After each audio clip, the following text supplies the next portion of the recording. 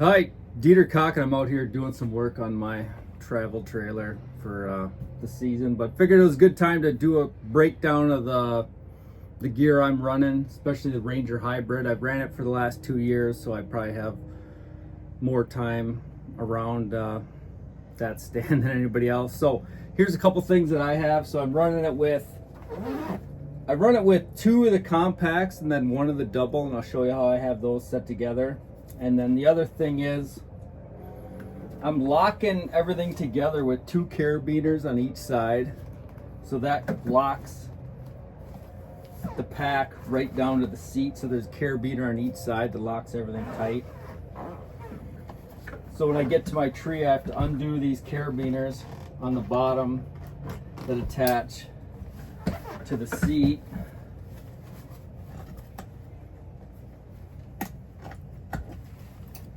And then that gives me an extra carabiner if I ever need it for a rope or anything like that. And then the attachment on the top, depending on how many sticks you have, the pack's going to get pushed off. They added an attachment point on the stand that I didn't have before. But what I'll do is I run a piece of paracord with a series of knots so I can change that distance depending on how many sticks I'm running. So I have different attachment points with this piece of paracord. So that's the pack, how that was attached. I also have an extra cam strap that I have on the top if I have to cinch a heavy coat or something on the top of the pack. Stand itself, so 1 double will nest inside 2 singles. So I'm trying to limit, I guess, how far the sticks push off of the stand, just weight wise. So that's everything's tight with just the 1 strap.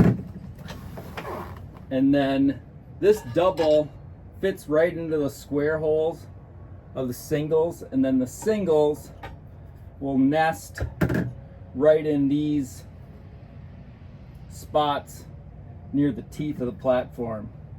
So there's the square, and then the standoff will go right into that square hole. And to get it to push against this, to hold it tight against the stand, I've added two nuts onto the standoff that push onto the single, so that everything's tight and solid, and this isn't going to move around at all. So that's just some of the things I've learned. The stand's extremely comfortable sitting forward to the tree. I mean, it's fall asleep comfortable.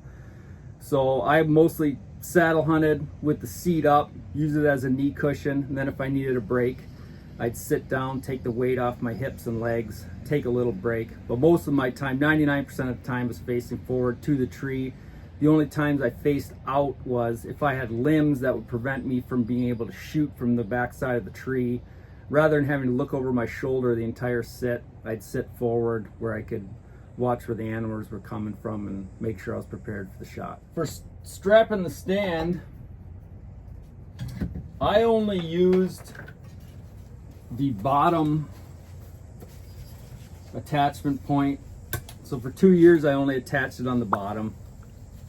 And the reason I did that is if you attach it on the bottom, it cams over just like the ambush and the fix does.